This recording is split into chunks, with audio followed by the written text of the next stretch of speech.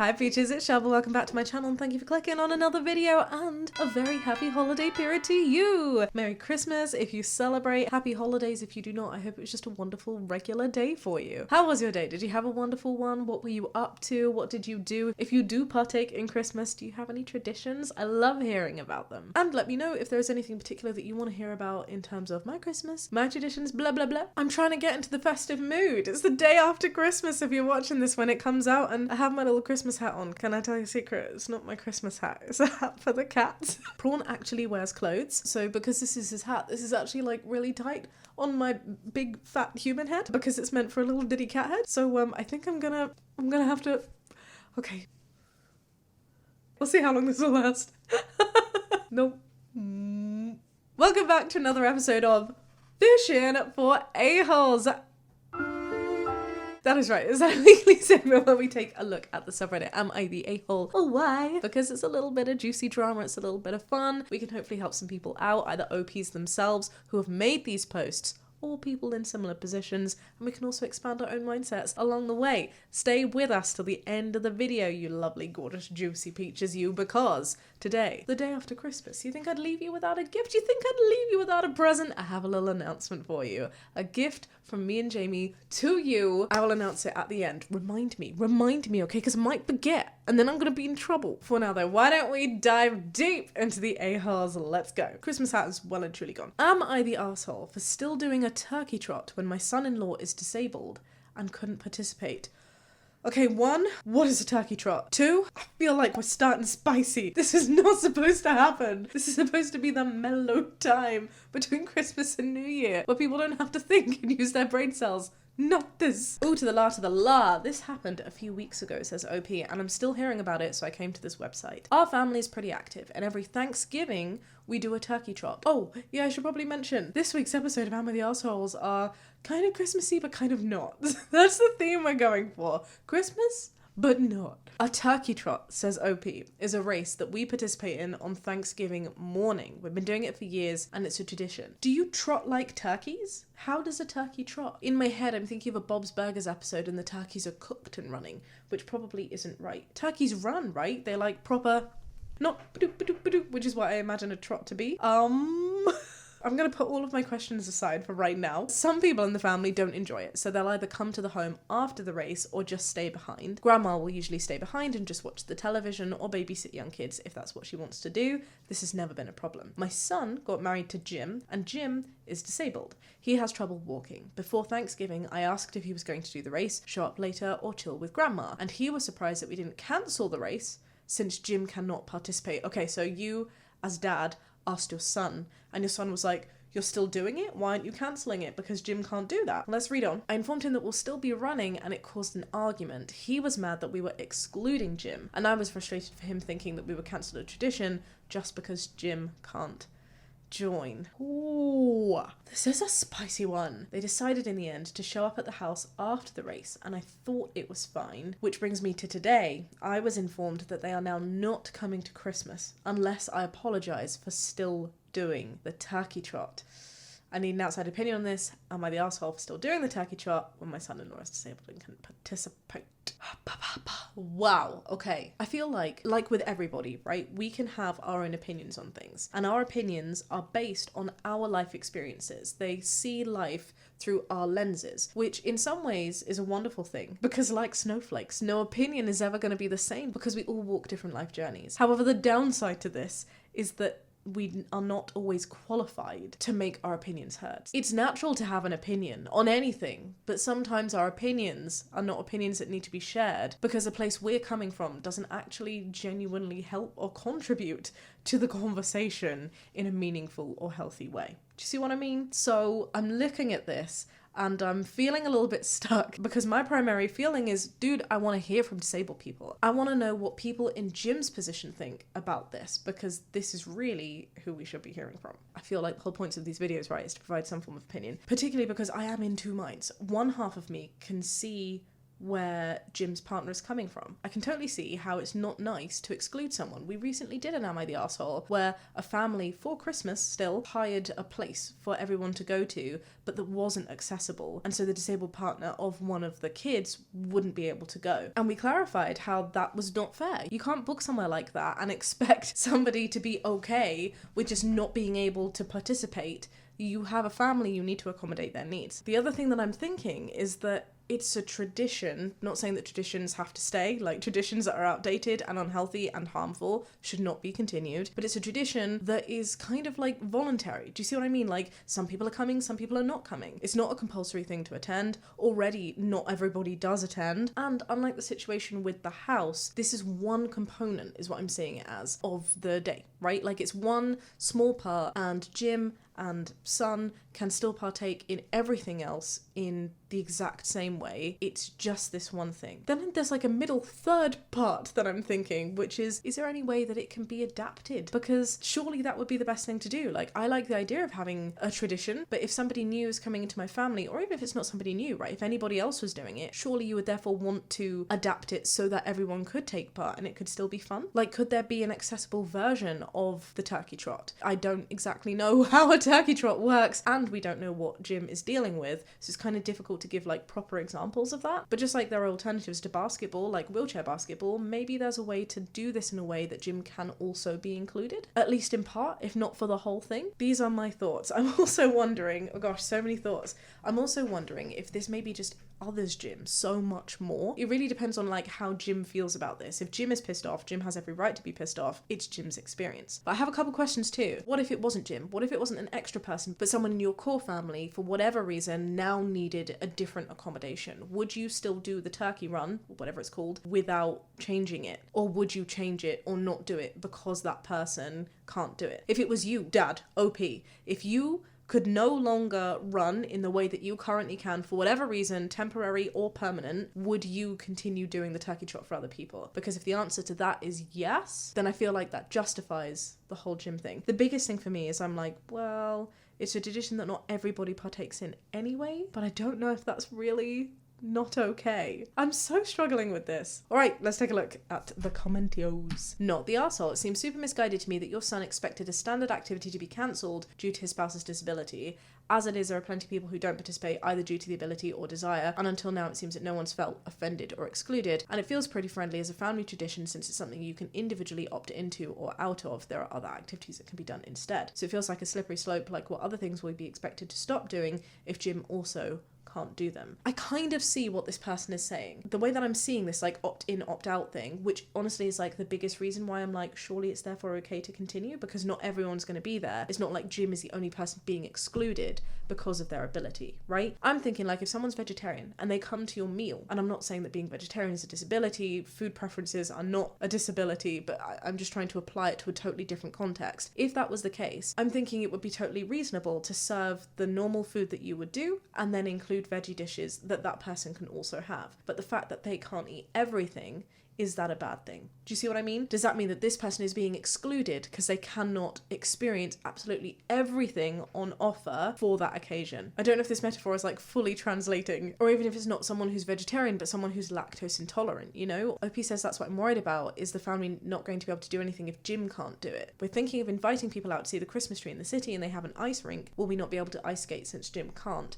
And so on and so on. I also feel like maybe OP is putting like a black and white rule on this, specifically like there's a couple of flags in there that make me feel a bit like, ooh, and it's because it can't just be all or one, you know, like if you're inviting people out to see the Christmas tree, right, and the idea is you're all going to go ice skating and you invite Jim, that's not okay. Don't think of a party and invite a bunch of people to do something specifically that is like an activity, because it's the only thing that you're doing. So I mean, you don't invite people to go to an outing where that person then can't do the thing. I feel like that's very rude. You know? But then don't be offended if Jim doesn't come, or like with the turkey trot thing, because it's just a part of a day that's already optional, I feel like that therefore makes it okay. I still don't feel like we've like officially heard from somebody who's like, I am in Jim's position, Let's take a look. Not the arsehole. I'm permanently disabled and this seems more than fair. He had options, there wasn't a mandatory attendance required, and there's no exclusionary element for those who didn't. This screams like one of those people who go overboard on behalf of others without being a part of that world. Part of that world. Your son may think he's protecting the spouse, but really he's the one setting him up for exclusion as being one of those people, because people stop inviting Jim or trying to get to know him due to your son's behaviour. It's a different flavour of saviour complex. Super interesting. Someone else said, oh my god, thank you, I'd be so humiliated if my spouse tried to cancel a voluntary activity that's also a family tradition. It's a quick way to make everyone hate me, not the arsehole. That's so interesting. Again, I see where this is coming from, and like,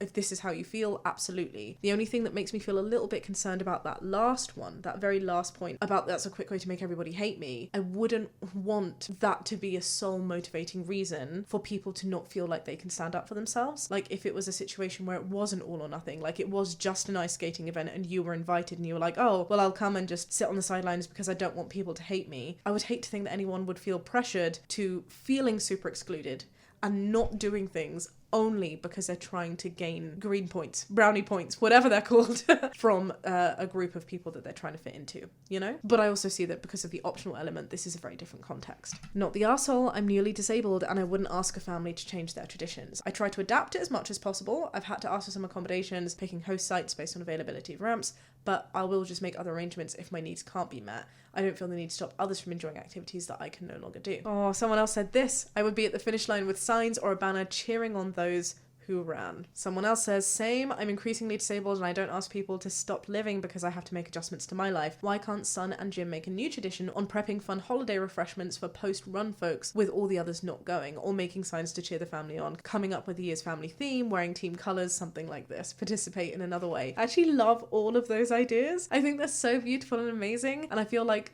this person has just done an incredible version of trying to think of those like different accessibility things that I was trying to say at the beginning, but you don't really need the context because it doesn't even have to be about the running. And I flipping love that. I love the idea of all of that. All right, so I think, I don't think I get to do a badge here. I'm not going to do my own badge, but on behalf of the commenters, this seems to be an astounding not the arsehole. Oh, a super spicy one though, and I don't think I've ever done something like that where I'm like, I don't feel qualified to talk about this one. I cannot be a judge on this one. So interesting. All right, am I the arsehole for talking crap to my houseplant? My wife and I have an ongoing bet about whose plant will grow larger in a 2-month period, says OP. We're both notoriously bad at growing houseplants. I feel so personally attacked right now. Me and Jamie are exactly the same. However, and I do just want to make it known, I was given an orchid 5 months ago, and I have kept that damn thing alive. It's not damn. I love you, orchid, if you can hear me. I've kept it alive. I have single-handedly, double-handedly, because Jamie's also, I'm sure, involved somehow, kept the orchid alive. This is a world record. I deserve some kind of trophy. This is a personal best. I just had to put it out there. One weekend, says OP, we are tied. The second weekend, hers is a little bit better and more green, and by the third week, she is outperforming me. I discover that she's been speaking kind words and affirmations to her houseplant. It's a real thing, you know. Apparently, if you sing to your plant, say lovely things to your plant, like plants have feelings too. It's cute, it's cute. We're using the same water, the same technique, and the same fertilizer, so what the F is going on? Asks OP. This seems to be the only difference in our approaches. So, you know what I do? I start saying positive things to my plant, and it catches up.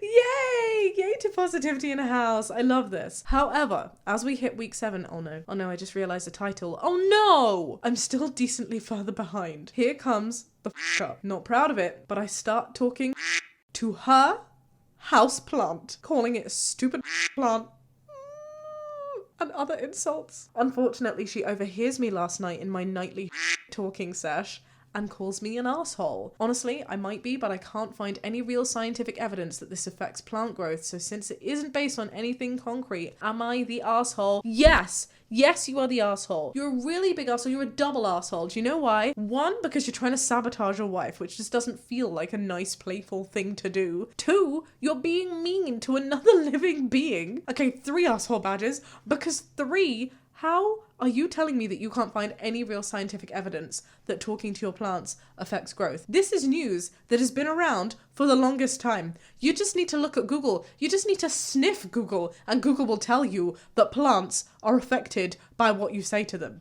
That positive affirmations, that singing, that lovely things affect their growth. Okay, 4 you are the asshole badges, because who in their right mind would feel okay with shit talking a plant? It's just not very nice. I don't think nice people do that. I think it's a move. You're an asshole. You're an asshole. You're an asshole. I'll down this hill. You are the asshole. House plant here. Please stop being rude to cousin Frankie. This is stupid. Yet provides me with very good and much needed love. You're the asshole simply for trying to sabotage your plants and to win with dirty tricks. I agree. On both fronts. It's very funny, but also it's very mean. No, it's not funny. Don't do this to your plants. It's just a really absurd title to look at. But it's mean. Lol, not the asshole for making me laugh. No, I disagree. I disagree wholeplantedly. We're gonna move on. There's nothing more to say. You are the asshole. That is it. Most importantly, I hope you apologise to the plant, and I hope the plant recovers. Am I the asshole for refusing to make an advent calendar? Shake it off, Shaaba. Okay. Am I the asshole for refusing to make an advent calendar or 12 days of Christmas for my wife, and that's showing that I don't give two shits about her? Let's read the situation. I'm a bit confused by this title. I was asked around Thanksgiving by Shelley to make her an advent calendar, and I told her no. I imagine Shelley is the wife. I had many reasons for it, but the main one is that it's a ton of work that I don't have time to do. I appreciate that. There's also an edit here that says she wants a nice one, not like a snack advent calendar. She's giving me suggestions like makeup that she likes. I can't be spending $20 for a lip mask for a single day. Can't just buy an advent calendar either. She wants me to make it. Okay, so just to confirm, this isn't like, hey, go to Tesco and pick me up a £5 advent calendar. This is like, I want an advent calendar. OP says I would have to find 24 gifts that she would like, wrap them all up and present them in a nice way. And even if I spent $5 on each, it would still be over $100. And on top of that, I've already bought her a lot of Christmas gifts that I know that she wants. Have you communicated that to her? I imagine you have. But also, even if you haven't, it still feels like a very entitled thing to ask for. Do you know what I mean? To be like, hey, instead of the normal amount of gifts that we'll do at Christmas that, like, oh my God, dear God, I'm hoping that the normal gift amount is not 24 gifts. It really does feel very entitled to be like, hey, instead of Christmas gifts, even if it was a substitution, like, don't get me gifts, instead I want the advent calendar, I'm asking you to get me 24 gifts of quite substantial value. Like, that's a lot. That is very entitled ask. This caused a huge argument about me not caring enough for her, and I pointed out that this is a ridiculous request. It came up again to do a 12 days of Christmas one. At this point, I'm annoyed, and I told her no, and that she's being awfully entitled for wanting more presents. This got us into another argument, and her telling me that I apparently don't give two shits about her since I won't do it for her. I'm getting texts from her friends saying that I should do this, or it shows that I don't care about her. Right, so it sounds like there's a lot of external pressure, even on wife here. I need an outside opinion. I'm so close to returning all her Christmas gifts since I feel like she's being horribly entitled.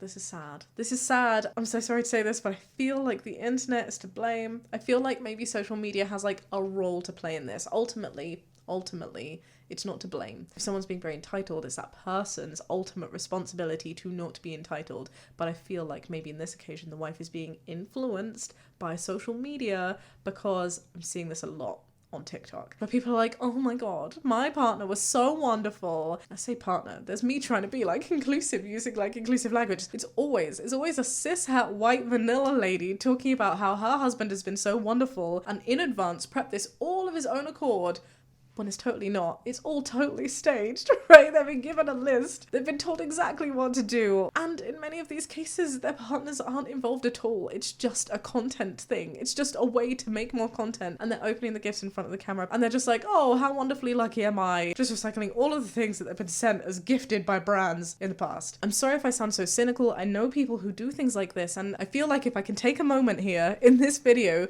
to de-influence some people, because I think it's just an important thing to do. I've never really been one of those creators. You know, I do work with brands. I have bills to pay. That is a reason. But the other reason that is equally important to me is that I love the idea of being able to communicate our messages beyond our platform. I think that's where you make real change, right? We have communities. They're wonderful communities you build for peaches. I feel safe in this little bubble of the internet that we have created together. But if we're going to change minds, if we're going to make progress, if we're going to have real pro-social change, our messages and our stories need to go beyond the people people who actively choose to listen. Do you see what I'm saying? And working with brands and helping them with their storytelling is actually a really powerful tool, because we can already use huge platforms that have huge audiences to share new, different, diverse lenses with. And that is all good and well as long as it is being done in an authentic and ethical way. I've dropped sponsors. You may have noticed I've spoken about things in the past. I've dropped sponsors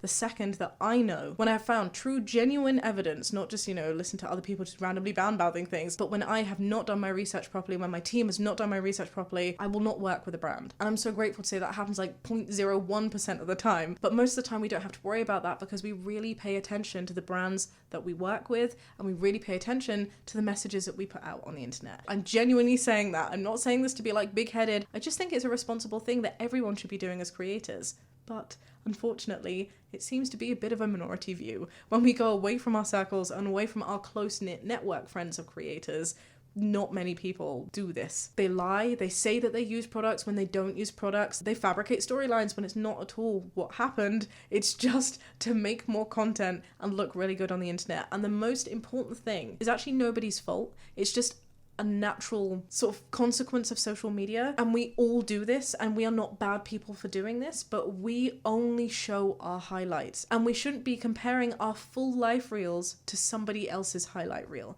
That is so unfair. That is such an unfair comparison to make, and I see it all the time. Because why will people specifically in short form content talk about things that are not nice or that are not happy, unless it's like in an educational, meaningful way? They don't sit there and go, oh, this is what I'm not doing in life. Well, when we're posting things, we don't go, oh, this is me when I'm not having a great time. We post things because we want to preserve those memories and share the memories of the times that we've had good times, which is great when A, they are real, and B, we realize and recognize these for the highlights that they are, not the full film reels. The highlights. Big difference. Anyway, I went off on such a flippin' tangent on this. All of this to say, my dudes, my peaches, I'm pretty sure this is a social media trend. I'm pretty sure that wife here is feeling super entitled and acting super entitled because she's seeing other people doing it. She's thinking this is exactly how everybody else acts, and therefore her husband should be making these too. But the reality is that isn't real. That isn't real. That is the exact type of fake bullshit content that I am talking about that shouldn't exist. This things like this begins with a cookie, it starts with a cookie, and it ends up with a gender reveal starting a friggin' forest fire because people don't know where to stop for aesthetics, for fake flippin' aesthetics and likes online. Blood boiling, calming down. It is a stupid TikTok trend where people ask their significant other to make a personalized advent calendar, and if they say no, it means they don't love you. It's stupid AF and turns something that was a cute video into an obligation and a test of love. TikTok, ruining relationships everywhere. Not the asshole getting 24 gifts, wrapping them and whatnot. It's just a lot. Also, is it going to be reciprocated? Is she doing this for you? And genuinely, in your context, do you have the means to be able to do something like this? Because it's all good and well if somebody has the time, the money, the energy. All of these three things are different resources, right? Within your tank to be able to carry out something like this. But if you don't have the time or the money or the energy, gift giving is a sign of love. It shouldn't feel horrible. It shouldn't feel like a massive freaking chore that you don't want to do and that you end up resenting someone for. I feel like this has just really taken the cuteness and the love of a very sweet celebratory tradition, and capitalism has just teabagged it. That's what it feels like. Is this a new trend? Asks OP. Yes, it's going around on TikToks and Reels, and it's absurd. Oh, someone said also, make sure that nobody tells your wife that the 12 days of Christmas is after, not before. It's a period between Christmas and Epiphany on Jan 6th, also called 12-tide. I had no idea. That's really cool. Someone else said, I get so mad when I hear about the 12 days of Christmas advent calendars, literally not a thing. I thought it was. I thought that was a thing. I thought when OP was saying that the wife was asking for a 12 days, it meant, well, fine, if you're not going to do it for 24, do it for 12. But no, what I'm understanding now is do it for 24, you're not going to for 24, do it for the 12 days after Christmas. Again, just feels like a totally bananas capitalist thing that's happened that people are falling for in the most ridiculous ways. Do things because you love to do them. Do not get caught in internet traps. Realize that people online, everybody, from your friends to celebrities to creators that you follow, everybody poops. Everybody has days, and nobody actively thinks to post about that. Don't compare highlight reels to full life reels. All right. One more, my loves. I feel like I've been so ranty this video. I'm so sorry. Am I the arsehole for telling my niece the truth about Santa. Oh no. Okay, I'm genuinely scared that like little kids are watching this. If you're a little kid, click off this video. You probably should be watching these videos anyway. Be an appropriate age person to be on the internet. Okay. I'm a 22-year-old woman. My niece, 11 years old, we'll call her Nora, has always believed in Santa. 11? 11 feels like quite a high age. Like, I feel like the Santa thing, sure, until like maybe 6, 7, but 11. This isn't abnormal for most kids. Let me know, Peaches, this is abnormal? It's just abnormal for our family, says OP. Most of the adults in my family don't play this game with their kids, and we've all been taught that Santa is a fictional character in a story, and that some families like to pretend that he's real. But my brother, a 34-year-old man, chose to let his kids believe, and I always went along with it. Right, we're going to talk about my thoughts on Santa Claus in a bit. I'm trying to think about if I want to share them. No, we'll do it now. Here's the thing, I do believe in Santa. You might think that's really stupid, but I do think that Santa Claus is a real person. I think he existed a while ago. I think a lot of the things in fairy tales and myths have some reason of being true. The people who write them were influenced in some way, and it's just storytelling that's been like Chinese whispered throughout the years to be changed into something more mythical. But I genuinely believe that there was somebody who was probably called Nicholas, who was potentially a saint in that area and, you know, like praised for the good work that they did, who would choose to give gifts to people. You know, like Klaus? It's like one of my favorite movies of all time. Do I think that there's a place called Schmerensburg and that a postman was put there who was like basically the Emperor's New Groove reincarnated? No. But do I think that there is some truth in that there's an origin story of a person out there who, you know, really love the idea of making other kids happy, perhaps for a personal loss reason or something else, and therefore did it, and then their story evolved into some mythical idea of a person who rides on reindeer? Well, he doesn't actually ride the reindeer, does he? You know what I mean? And like probably shoves himself down chimneys. That is the extent to which I believe in Santa. Like, genuinely, I don't want anyone in this comment section being like, Shaaba, that's not real. There's no actual person who back in history used to do that. You don't know.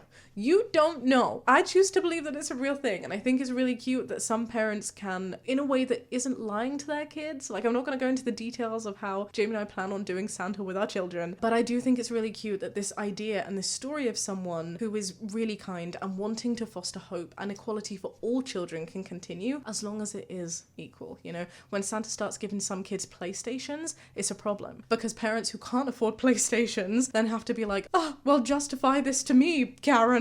Why did your Santa give your child a PlayStation when mine could only afford like an apple? You know, like it can be something small, but I do feel like the values in the genuine retelling of a story of someone like Santa isn't totally fictitious and is a perfectly reasonable thing to explain to kids in the right way. Oh my god. Why do I feel like I'm on a therapy couch? I don't know what's wrong.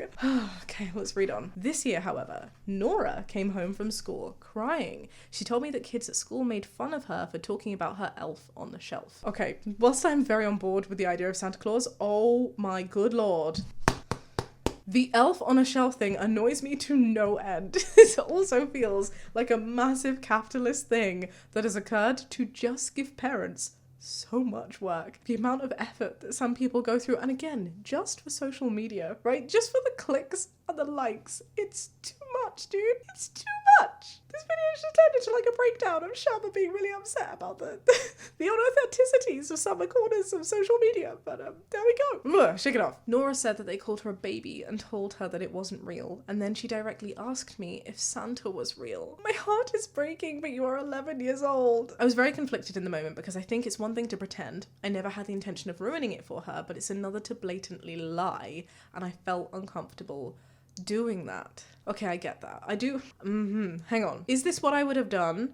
No. But does it feel like an assholey thing? Also, maybe no. Possibly yes. I'm not sure yet. I feel like we need to read on, but here is my reasoning. You're not the parent. The reason why I think like it's not yours to say is because you're not the parent. You're not the person growing up this child. And I feel like if the lie was the way that it's being said is definitely a lie. It's not a lie, it is a lie, right? Like, Santa is real. There's a magical person that comes down your chimney and leaves gifts for you every single year. If you're good, if you're not naughty, like all of that. Like, if it's phrased in this way, yes, it's a lie. And I think like it's one of these lies that just seems super acceptable, but like we do need to be careful. And maybe I'm making this too deep, but like the reality is like kids' psychology will see this as a lie unless you then say, hey, this is why I did it, right? Like the parent who said the lie has the right to undo and like explain why they lied in the way that they did. I feel like talking about it yourself in this situation robs the parent from doing the good parenting bit, that milestone moment. Having said that, 11 years old, parents,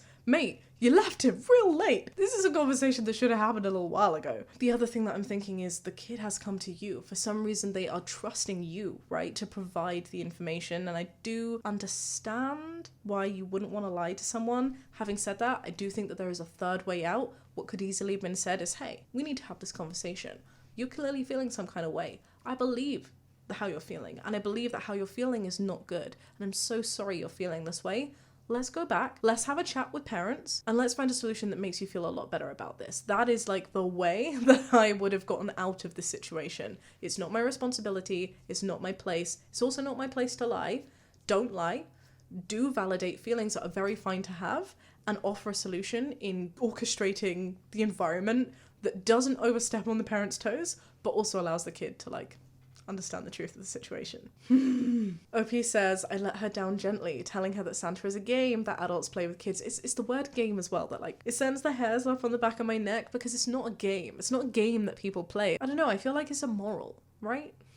Am I going too deep about Santa? Probably. I said that now that she knows the secret, she gets to become Santa for the younger kids and spread the Christmas magic herself. She took it surprisingly well, but when my brother found out, he absolutely lost his mind. He told me that it wasn't my place to tell her that and that I was the asshole for taking away her childhood and that I could have very easily just told her to not listen to the kids at school. I also don't think that the brother's doing the right thing here because, like, just saying don't listen to the kids at school, like, you can't just continue the lie at 11 years old. As someone who never believed, I'm not really sure what age kids normally find out about this, and I figured that if she was old enough to directly ask, it wasn't wrong to tell her the truth. I didn't have much time to think about it in the moment, but that was my quick rationale. Looking back, maybe I could have handled it differently, but I don't know if my actions were as bad as my brother made them out to be. Am I the asshole? I definitely think that your brother overreacted, especially if the kid was like totally fine with it. However, I can understand that frustration in not being able to say it yourself. I would then have to have that conversation with my kid too and be like, hey, this is why I said what I said, you know? Not that I would have phrased it this way in the first place. I would definitely have been phrasing Santa as like a story that happens but that is based on real people doing real good things, and we continue this because it's hope. It's a figurative like metaphor of all that's good of humanity and giving and joy and love. Oh god. I feel like I'm on a therapist couch. I don't know why. Do I think you're the asshole?